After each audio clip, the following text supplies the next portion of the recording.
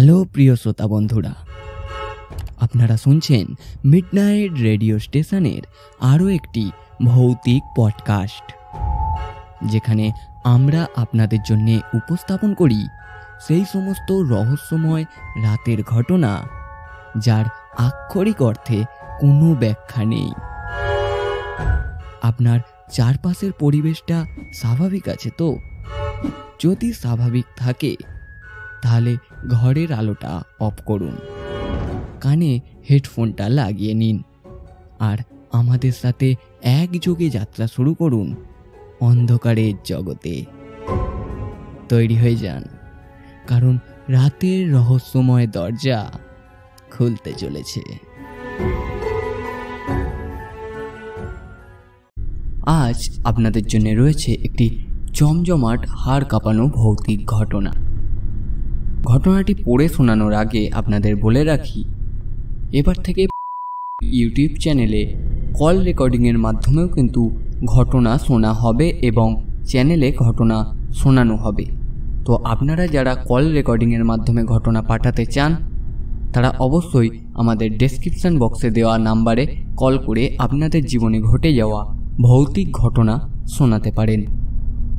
শুরু হচ্ছে আজকের ঘটনা।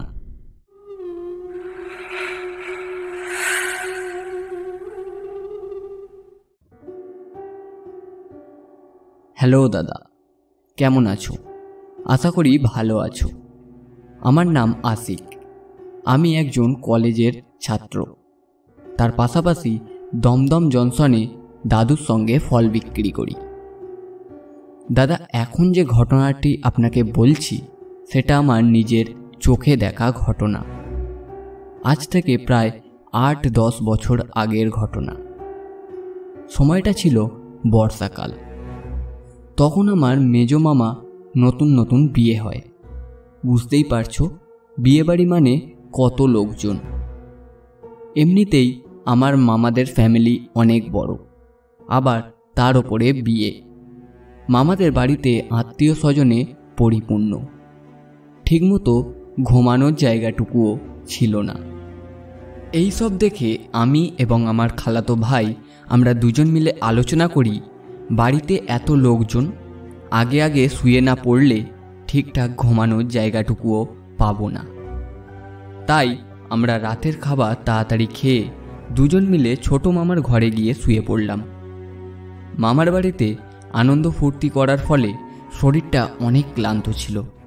শুয়ে পড়ার সাথে সাথেই চোখে ঘুম চলে এসেছিল। এই পর্যন্ত সবই ঠিক ছিল, কিন্তু হঠাৎ দেখি আমার খালাতো ভাই আমায় ডাকছে। তখন আমি উঠে দেখি ঘড়িতে প্রায় 2টো বাজে। কোনো রকমে ঘুমটাকে সামলে নিয়ে আমি রেগে গিয়ে বললাম, এত রাতে ডাকছিস কেন? কি হয়েছে বল? তখন আমার খালাতো ভাই বলে ও টয়লেটে যাবে। মনে মনে ভীষণ রাগ হচ্ছিল। একে তো বর্ষার দিন, বাইরে হালকা হালকা বৃষ্টি হচ্ছে। কোনো রকমে রাগ সামলে নিয়ে বললাম, চল। বলে রাখা ভালো, আমার নানার কবর মামাদের বাড়ি থেকে একটু দূরেই, যেটা আমাদের মামার বাড়ি থেকে ভালোভাবে দেখা যায়। এবার বাইরে এসে খোলা আকাশের নিচে ভাই ও ওর মতো টয়লেট করছে এবং আমি আমার মতো নিজের খেয়ালে আকাশের দিকে তাকিয়ে আছি।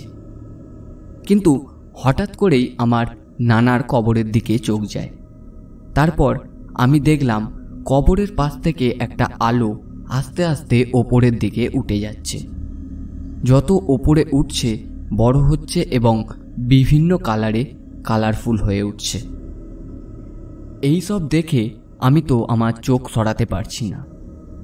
ওই আলোটা দেখে আমি খালাতো ভাইকে বললাম, ভাই ওই দেখ কি সুন্দর একটা আলো। আলোটা দেখে খালাতো ভাই কিছুক্ষণের জন্য থমকে যায় এবং কিছুক্ষণ পরে বলে ওঠে, কোন আলো? কোনো আলো নেই তো। তুই ঘুমের ঘোরে ভুলভাল দেখছিস নাকি? তুই বাথরুমে চল। আমি তখন রেগে গিয়ে বললাম, তুই ভালো করে দেখ। তারপর খালাতো ভাই বলল, ওটা রাস্তা দিয়ে লরি যাচ্ছে, ওটা লরির আলো।